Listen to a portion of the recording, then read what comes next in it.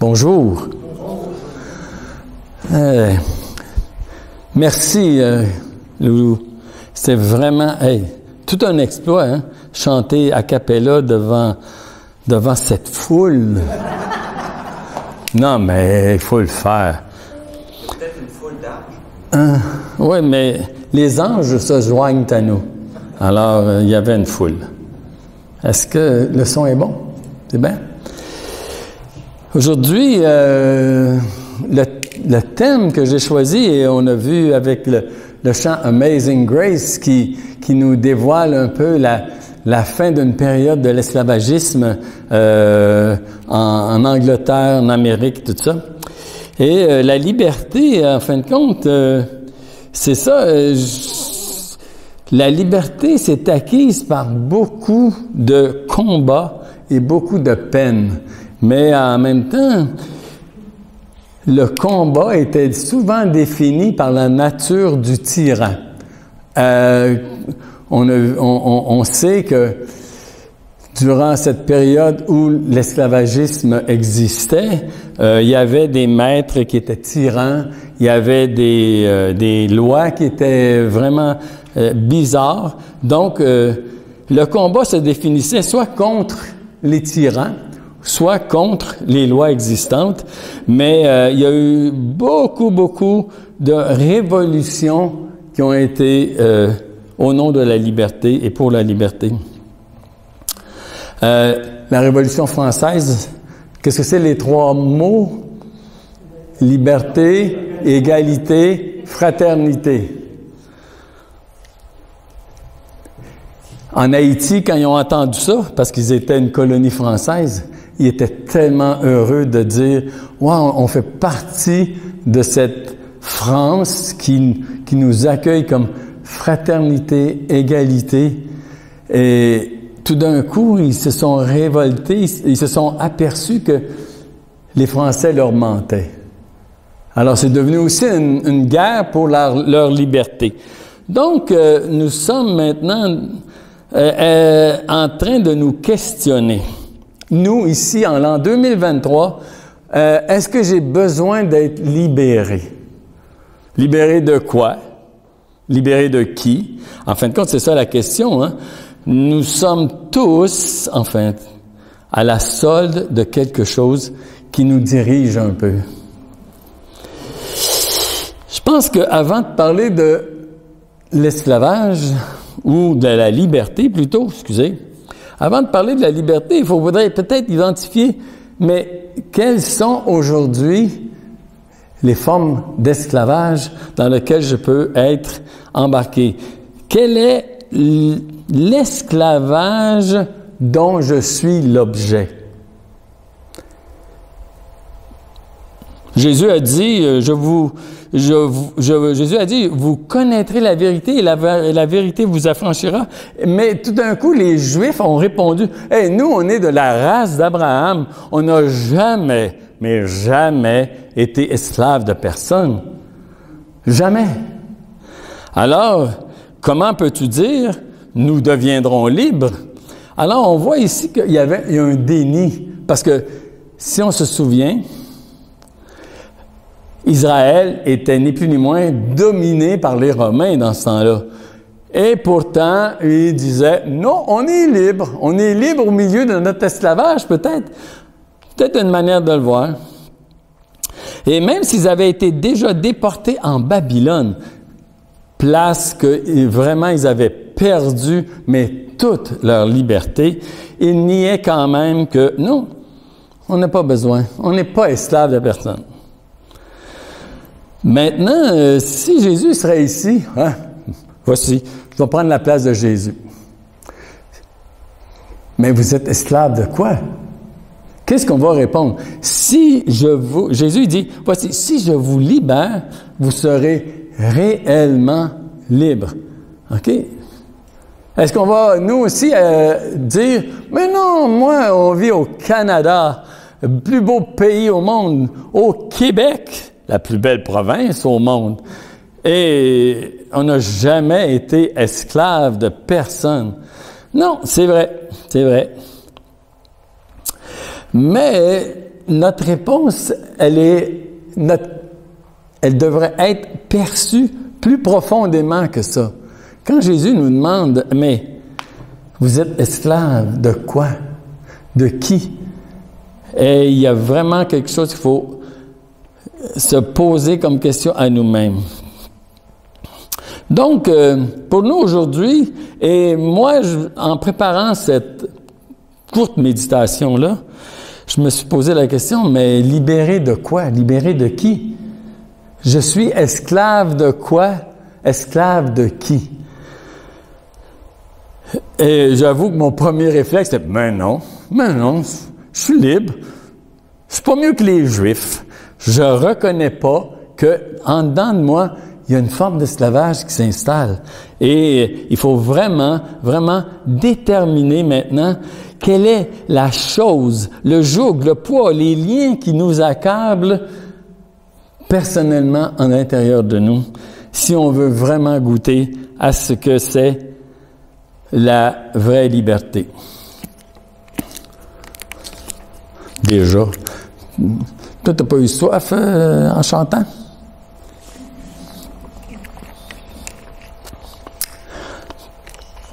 Maintenant, voici, je me suis posé comme question, ou je vous la pose à vous, mais chose qui a été dit déjà, quand je vous pose des questions, répondez pas, parce que je vous entends pas. Alors, sommes-nous esclaves de quoi que ce soit? Sommes-nous esclaves de quoi que ce soit?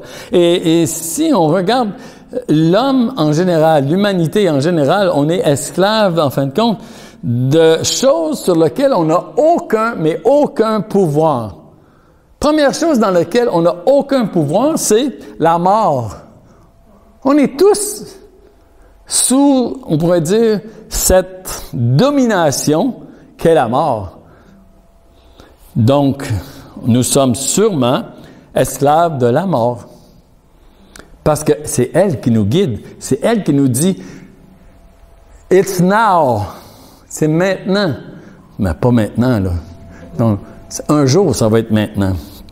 Donc, nous sommes sûrement esclaves de la mort. Ensuite, en regardant et en scrutant les Écritures, on découvre que, veut pas, on est esclave de la loi.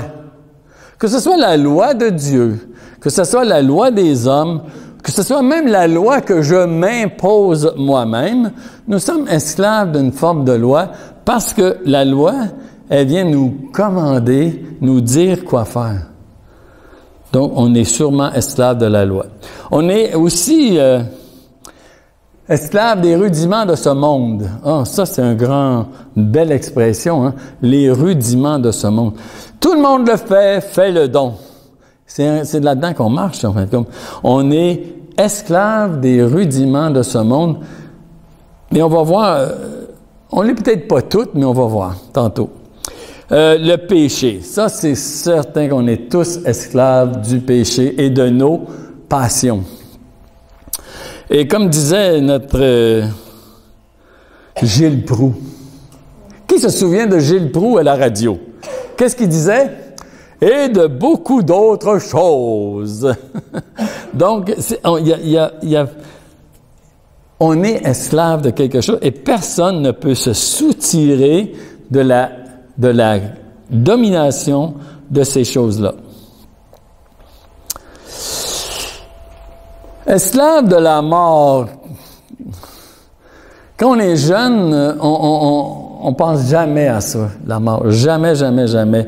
Pourtant, nous sommes tous sous son joug. Moi, j'ai 72 ans, puis je commence à ressentir un peu le poids de l'âge. Alors, nous sommes tous en train de vivre sous le joug de cette chose-là, la mort. Personne ne s'y soustrait et elle est, veut pas, pour monsieur tout le monde, c'est effrayant, mourir. Écoute, la mort nous sépare des gens qu'on aime. La mort, nous sépare de nos amis, de nos possessions. La mort, nous sépare de l'amour. OK, on va le dire tout de suite d'abord. La mort nous sépare de toutes les choses qu'on possède. En fin de compte, la mort nous fait passer dans un mode où on perd tout. Et plus on avance en âge, et plus elle fait son œuvre, malgré toutes les crèmes, toutes les pilules, tous les exercices physiques, malgré tout ce qu'on pourrait faire pour l'éviter, tous nos efforts, la mort fait son œuvre. Mais par-dessus tout, et je viens ici, c'est la mort spirituelle qui est le plus important dans tout ça. Nous sommes vraiment sous l'emprise de la mort spirituelle. Vous étiez morts par vos offenses et par vos péchés, et esclaves du train de ce monde, du prince de la puissance de l'air et de l'esprit de rébellion qu'il y a dans le monde, dans l'air. On va y revenir tantôt sur ça, mais voici, si nous sommes esclaves de la mort, qu'est-ce que le Seigneur manifeste pour nous délivrer de ça? La vie éternelle. La vie éternelle, c'est elle qui vient nous libérer de ce phénomène de la mort éternelle. Et en même temps, Jésus nous dit que même si vous seriez mort, vous allez vivre encore. Nous sommes ni plus ni moins que par la vie éternelle, par le don de Jésus, nous sommes vainqueurs sur cette mort-là. Jésus dit, le voleur vient pour dérober, égorger, détruire. Moi, Jésus dit, moi, je suis venu afin que les brebis aient la vie et qu'elle l'ait en abondance. Donc, Jésus est venu pour que les brebis aient la vie et la vraie vie. Et la vraie vie nous libère de la mort et de tout ce qu'elle implique, la mort physique et la mort éternelle. Jésus dit, il est venu afin que les brebis aient la vraie vie. Donc, s'il y a une vraie vie, il faut maintenant être en train de saisir qu'il y a une vraie mort. Et c'est de cette vraie mort-là que le Seigneur veut nous libérer. Il veut nous libérer en nous donnant la vie éternelle. Jean 3,16. Jean 3,16. Dieu a tant aimé le monde qu'il a donné son Fils afin que quiconque croit en lui ne périsse point, mais qu'il ait la vie éternelle. Et Jean dit un peu plus loin, « Nous vous annonçons la vie éternelle qui était auprès du Père et qui nous a été manifestée. » Donc, encore une fois, la liberté ne vient que par Jésus-Christ. Et ça, cette parole-là, je vais vous la répéter tout au long. Il n'y a pas aucune liberté possible en dehors de l'œuvre de Jésus-Christ. Donc maintenant, nous avons accès à une vie abondante et l'espérance de la vie éternelle.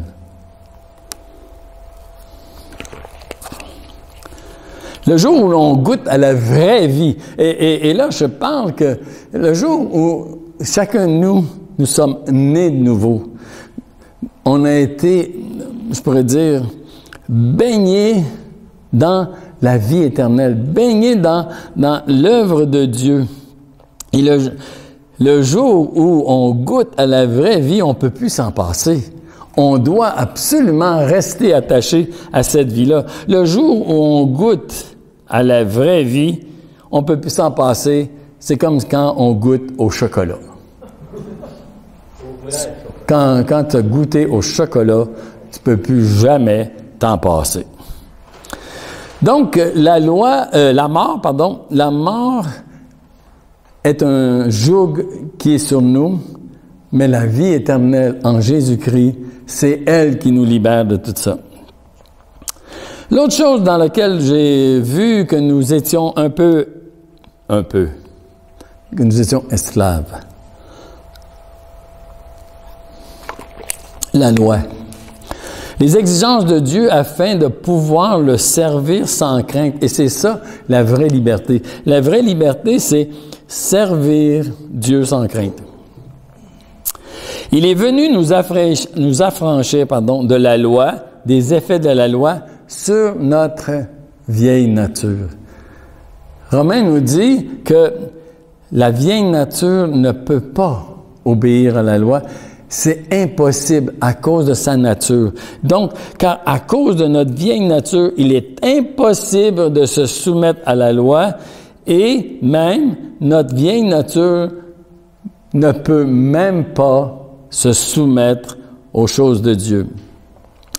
Non pas la loi, car aucun iota ne sera changé à la loi. Mais il est venu nous libérer de toutes les exigences de la loi en les accomplissant. Et c'est là la vraie liberté. La vraie liberté, je vais le dire tout de suite, là, mais c'est surtout enfin, mais c'est de marcher dans les traces du Seigneur. Ça, c'est la vraie liberté. Les traces du Seigneur. La vie éternelle, c'est de marcher dans les traces du Seigneur. D'être libéré de la loi, c'est de marcher dans les traces du Seigneur. Il n'y a pas aucune autre place qui peut nous procurer la liberté. Je suis en train de vous vendre déjà mon punch que en suivant et en marchant derrière le Seigneur Jésus. Donc, il nous libère de toutes les exigences de la loi en les accomplissant, car si la loi avait été suffisante pour manifester la justice de Dieu, il n'aurait pas été question de la remplacer par une nouvelle alliance. Réal nous a enseigné là-dessus, il y a 3 semaines environ, que Dieu a signé un contrat. C'est un contrat et Dieu ne peut pas se renier lui-même. Et le contrat, c'est lui qui le fait avec nous. Et c'est lui qui l'assume. Encore une fois, je tiens à dire comme la seule place où on peut être vraiment libre, c'est en suivant le Seigneur Jésus. Et c'est le Seigneur Jésus dit, voici la nouvelle alliance qui est faite en mon sang. Donc, il nous libère, il nous introduit dans une nouvelle alliance, une nouvelle forme de relation avec le Père.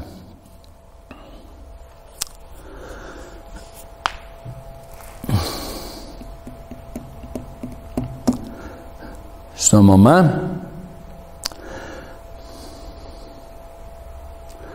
Donc, voici, la loi est venue pour dévoiler la désobéissance et la loi est venue pour nous dévoiler je le dis comme ça, là, mais pour nous dévoiler que nos actions sont péchées. Car si la loi n'avait pas dit « tu ne convoiteras pas », ben j'aurais jamais su que convoiter, c'était désobéir à Dieu. Et donc, la loi est venue nous montrer, ni plus ni moins, nous introduire dans la vraie réalité des choses pour Dieu. Et voici, maintenant, nous avons une nouvelle loi. L'amour ne fait point de mal au prochain. L'amour est donc l'accomplissement de la loi. Romains 13, 10 nous dit ça. Donc, être libéré de la loi, encore une fois, c'est derrière le Seigneur Jésus, c'est en le suivant. Il n'y a pas d'autre place où est-ce qu'on peut acquérir la pleine liberté que en le suivant. Le péché. Le péché, 1 Corinthiens 15, verset 56 nous dit « L'aiguillon de la mort, c'est le péché, et la puissance du péché, c'est la loi. » Je vais vous faire remarquer que dans ce seul verset-là, il y a les 3 choses que je viens de nommer. La mort, la loi et le péché. Tout ça, c'est lié ensemble. L'aiguillon de la mort, c'est le péché, et la puissance du péché, c'est la loi. Où est-ce qu'on s'en va? Où est-ce que c'est que cette parole-là veut nous conduire? En vérité, je vous le dis, Jésus répliqua, « Quiconque se livre au péché est esclave du péché. » Ici, le mot « se livre », c'est... en anglais, ça se dit mieux qu'en français, là, mais « surrender », tu sais, « jeter les armes ». « Laissez vos armes », on se rend. Mais c'est ça, on se livre. Donc, celui qui se livre au péché, celui qui, devant le péché, baisse les armes, celui-là, il est esclave du péché. esclave du péché, esclave de la corruption, et toutes sortes d'esclavages s'installent à cause que le péché est entré dans la vie. Maintenant, j'aimerais expliquer quelque chose qui m'a été... le principe du péché, je l'ai appelé comme ça.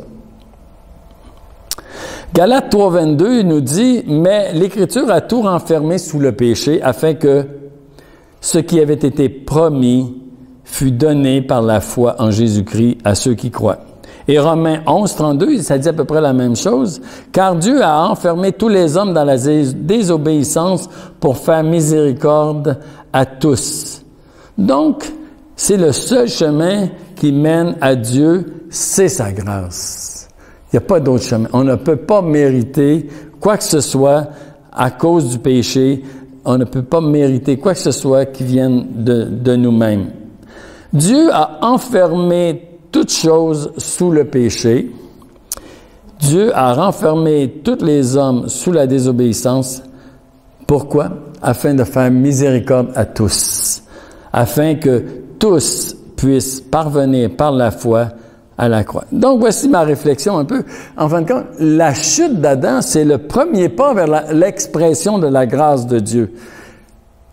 Si Adam et Ève n'avaient pas péché, on n'aurait pas eu accès à cette grâce-là. Mais maintenant, à cause de ça, tous ici, on est renfermés sur ces deux choses-là, sous le péché et sous la désobéissance. Pourquoi? Afin que chacun de nous, puissions trouver cette liberté-là par la grâce de Dieu. Grâce infinie de notre Dieu. Donc, il n'y a pas personne qui pourrait se faufiler, on va dire. On pourrait dire que quand le péché est entré dans le monde, c'était pour ouvrir la porte à la grâce de Dieu. Car la grâce de Dieu ne s'applique que à des gens qui sont perdus, des gens qui sont coupables. Tout est renfermé sous le péché afin que tout soit mis au compte de Jésus-Christ par son sacrifice. Pas personne ici va être libéré de quoi que ce soit sans passer par le sacrifice de Jésus-Christ. On ne sera jamais libéré du péché, on ne sera jamais libéré de nos esclavages, on ne sera jamais libéré de quoi que ce soit sans passer par le sacrifice de Jésus. Jamais, jamais, jamais. La grâce nous libère de la condamnation qui vient du péché et la grâce, elle est accordée que à des coupables. Que à des coupables. Si j'arrive devant Dieu avec une excuse, quoi que ce soit, comme étant « Ah, mais je suis pas si coupable que ça. » Mais Jésus il dit « Voici, je suis venu pour sauver les gens malades. » Donc, encore une fois, on veut être libéré du péché, c'est bien. Libéré du péché ne passe que par la grâce de Dieu, et la grâce de Dieu passe premièrement par la condamnation et ensuite par le pardon. Un juge dans une cour dirait vous êtes coupable, et à cause que vous êtes coupable, on peut vous accorder, vous pouvez demander la grâce. Mais si tu répliques au juge, non, je suis pas coupable. Je suis pas coupable. Il y a une erreur judiciaire ici. Mais le juge va dire, OK, on va retourner en procès. On peut pas t'accorder la grâce parce que tu reconnais pas que tu as besoin de la grâce. Tu veux manifester ta propre justice. Donc, la grâce nous libère de la condamnation qui vient du péché parce que nous sommes réellement esclaves du péché. Et la liberté, elle est toujours en Jésus-Christ par son sacrifice. J'ai rajouté un petit point, les rudiments de ce monde. on est vraiment esclave des rudiments de ce monde. J'ai identifié la spiritualité et la religion et les choses de l'au-delà. Vous savez, il y a un culte sur les anges, hein? L'au-delà, les anges vont venir nous parler, les anges nous donnent des messages. La religion, c'est fais de ton mieux pour que Dieu t'aime. Et la spiritualité, mais là, l'ésotérisme ou quoi que ce soit comme ça, c'est comme si chacun de nous, on a notre propre spiritualité. Mais Jésus, il est en train de dire que vous êtes esclaves de ces choses-là. L'esclave des choses qui disent comme « touche pas, mange pas, fais pas ça ». Mais la liberté, c'est pas ça. Prenez garde que personne ne fasse de vous sa proie par la philosophie ou par une vaine tromperie, s'appuyant sur la tradition des hommes, sur les rudiments du monde et non sur Christ. Ceux qui cherchent parfois Dieu sincèrement. Moi, je me souviens que quand je cherchais Dieu, j'étais vulnérable. J'étais prêt à chercher n'importe où. N'importe où, je voulais trouver Dieu et je cherchais n'importe où. Jusqu'à ce que Dieu lui-même me trouve. Moi, j'ai jamais trouvé Dieu, c'est lui qui m'a trouvé en premier. Gloire, merci Seigneur, certain. Parce que si j'avais trouvé un Dieu, probablement qu'il ressemblerait à ça. Mais non, c'est Dieu qui m'a trouvé. Et le jour où j'ai été trouvé par Dieu, j'ai été libéré de tous les rudiments de ce monde. De tous ces gens qui font, comme il dit ici, leur proie par la philosophie, la vaine tromperie, les traditions du monde et les rudiments de ce monde et non sur Christ.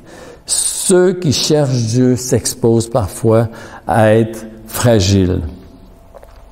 Et ces gens-là, encore, ils promettent la liberté, sujet d'aujourd'hui, quand eux-mêmes, ils sont esclaves de la corruption, car chacun est esclave de ce qui a triomphé de lui. Comme je disais tantôt, on est esclave si on se livre. Si celui à qui on se livre triomphe sur nous, il est esclave. Paul nous met en garde aussi pour nous maintenant, parce que je parle pour ceux qui cherchaient Dieu, mais pour nous maintenant, Paul nous dit, hey, veillez pour que vous ne soyez pas emportés à tout vent de doctrine, mais restez attachés à la parole de Dieu. Donc, on doit vraiment saisir que ça aussi, c'est un appât qui peut nous saisir et faire de nous un adepte. Je dirais pas un esclave, je veux dire un adepte.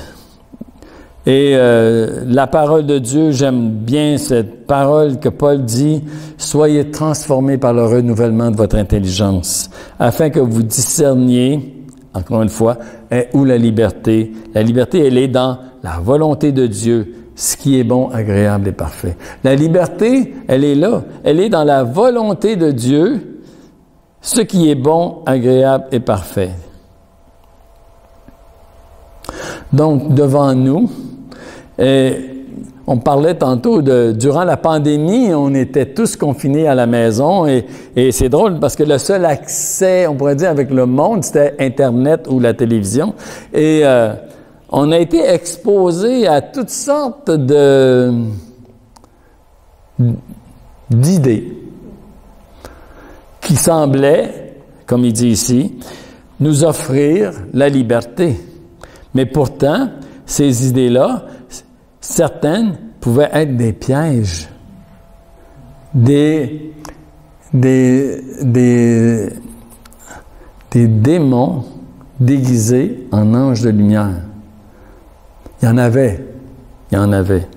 Donc, il faut savoir reconnaître les pièges qui se tendent devant nous.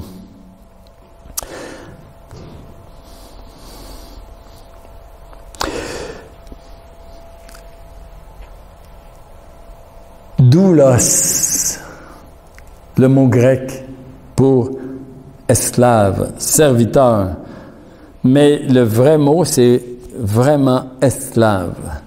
Il y a un côté positif d'être doulos. Et je crois que la liberté, elle est là dans tout ça. Être esclave, ce qui fait toute la différence, c'est le maître. Si vous avez un bon maître, vous allez être heureux de servir ce maître. Mais si vous avez un mauvais maître, vous allez être vraiment pénible de servir ce maître-là. Et le maître dans lequel maintenant nous servons, il est doux et humble de cœur et il est le seul comme ça. Il n'y en a pas d'autre. Donc, voici ce que je vous annonce, vous ne serez jamais libre. Vous allez soit être esclave de vos passions, de vos péchés, du monde, ou soit esclave de Dieu. On ne sera jamais libre. Mais la vraie liberté se situe sur les traces de Jésus. Pas ailleurs. Pas ailleurs. En dehors du sentier, en dehors du chemin. Parce que nous, on est en chemin. Mais en dehors du chemin de Dieu, il n'y a pas de liberté. C'est impossible, impossible. Il est le seul. Paul, Pierre, Jude et tous les autres serviteurs étaient des doulos de Dieu et de Jésus-Christ. Pourtant, un serviteur ne fait jamais ce qu'il veut. Même Jésus dit, un serviteur qui a fait ce que son maître lui demande, a fait rien d'extraordinaire. Il a juste fait ce que son maître lui demande. Et c'est ce que Dieu attend de nous, que nous fassions, comme on disait tantôt, sa volonté, ce qui est agréable et parfait pour lui. Donc, nous voulons tous être esclaves de Jésus-Christ et de Dieu. Esclaves, non pas du péché, mais demeurer esclaves du Maître qui est doux et humble de cœur. Donc, celui qui se livre à Dieu est aussi un esclave, mais Dieu est doux et humble de cœur.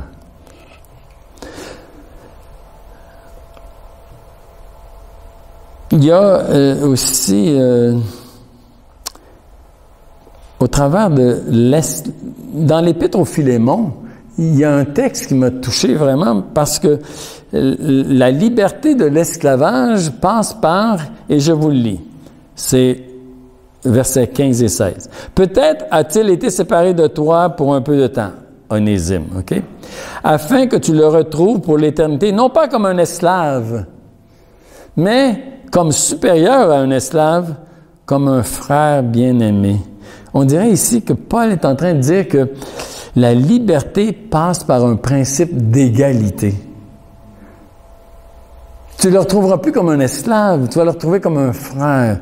Et là, maintenant, OK, il y a ce principe d'égalité.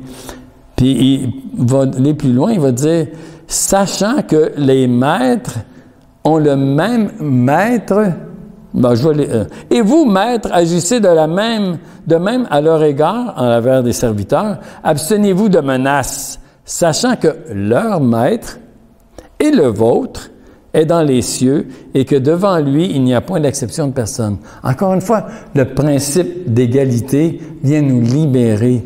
Il est en train de dire ici que même ton esclave, là, il a le même maître que toi. Donc, tu dois absolument faire attention parce qu'il n'y a point exception de personne. Bon, on arrive dans la conclusion.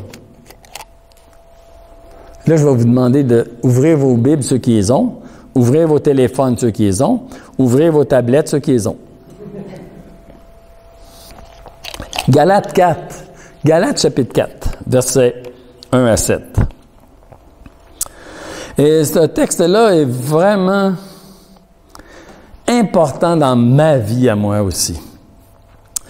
Voici ce que dit le texte. Or, aussi longtemps que l'héritier est enfant, je dis qu'il ne diffère en rien d'un esclave, quoiqu'il soit maître de tout. Mais il est sous des tuteurs des administrateurs, jusqu'au temps marqué par le Père. Nous aussi ici, là, de la même manière, lorsque nous étions enfants, nous étions sous l'esclavage des rudiments de ce monde. Mais lorsque les temps ont été accomplis, Dieu a envoyé son Fils né d'une femme, né sous la loi, afin qu'il rachetât ceux qui étaient sous la loi, afin de recevoir l'adoption. Et parce que vous êtes fils, Dieu a envoyé dans vos cœurs, dans nos cœurs, l'Esprit de son Fils, lequel crie « Abba, Père ». Ainsi, tu n'es plus esclave, mais fils. Et si tu es fils, tu es aussi héritier de la grâce de Dieu. Ça, c'est un beau texte parce qu'il nous parle de l'état dans lequel on est. Là, il dit ici, aussi longtemps que l'héritier est enfant, et c'est ici qu'il ne diffère en rien d'un esclave. Tant qu'on est enfant, on ne diffère en rien d'un esclave. C'est comme si ce que vous voyez et ce qui est, c'est deux choses. Vous voyez peut-être que vous êtes enfant, mais la réalité, c'est que vous êtes maintenant, vous n'êtes plus des esclaves. Nous sommes maintenant fils et héritiers. Et c'est là la chose la plus importante. Même si l'enfant agit comme un esclave, il est enfant. Il est fils. L'enfant n'est pas encore prêt à assumer le rôle d'héritier. Il est comme un esclave, bien qu'il soit, comme il est dit, maître de tout. Wow! Nous allons être maîtres de tout. Nous sommes maîtres de tout. L'enfant agit même comme un esclave. Il ne diffère en rien d'un esclave. Tu sais, quand j'étais enfant, Paul nous dit, je parlais comme un enfant, je réagissais comme un enfant, j'étais un enfant, mais quand je suis devenu un adulte, toutes ces choses-là ont disparu. Donc, lorsque nous étions enfants, nous étions esclaves et des rudiments de ce monde. Maintenant, c'est sûr que l'application que j'apporte ici, là, c'est dans notre vie personnelle. Si on regarde, c'est sûr, il nous parle que le jour où Jésus est venu, né d'une femme, et né sous la loi, afin de sauver tout le monde. Ça, c'est le contexte dans lequel, vraiment immédiat. Mais est-ce qu'on peut aller chercher une application dans le sens que, voici, maintenant que j'ai saisi que je suis plus un enfant, maintenant je peux marcher comme un héritier. Le jour où je saisis que je suis plus comme un enfant, je deviens un héritier. Et c'est ce jour-là, comme il est dit, que Dieu a choisi. Paul, à un moment donné, il dit, mais quand il parut bon à Dieu de manifester son Fils, à un moment donné, Dieu s'est manifesté à Paul et Paul est devenu l'apôtre qu'il est. Et nous aussi. À un moment donné, Dieu se manifeste à nous pour nous sortir de notre esclavage, nous sortir de notre enfance et faire de nous des héritiers. Wow!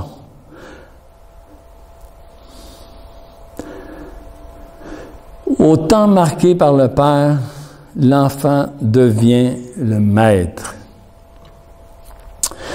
La vérité et la réalité se côtoient. Et voici, je réfléchissais, je voulais vraiment quelque chose qui... Mais lorsque la vérité et la réalité se côtoient, attendez une minute que je trouve, là. Bon, je vais le dire par cœur. On dirait que souvent, la réalité vient masquer la vérité. La réalité vient masquer la vérité. Est-ce que vous comprenez ce que je veux dire? Je veux dire, c'est que souvent, là, la vérité, c'est ce que Dieu déclare de nous. Mais la réalité, c'est ce que je suis en train de vivre. Je vis encore comme un enfant, peut-être, mais la réalité, c'est ça. Mais la vérité, c'est que Dieu a fait de moi son héritier. Et est-ce que est-ce qu'on va se laisser aveugler par la réalité, mais plutôt marcher dans la vérité? Jésus dit, je suis le chemin, la vérité et la vie. Donc, pour moi, quand je réfléchissais sur ça, je me suis dit, c'est important. C'est important de saisir ça, que c'est vrai. Comment vous vous percevez ce matin? Comment on se perçoit? Comment je me perçois ce matin? Est-ce que je me perçois comme un enfant, esclave, ou sous comment il dit ici, là, des administrateurs et des tuteurs? Est-ce que je me vois en train d'être géré par d'autres choses que le Seigneur Jésus? Mais la réalité, c'est ça. La vérité, excusez, il ne faut pas me tromper. La vérité, c'est autre chose que la réalité.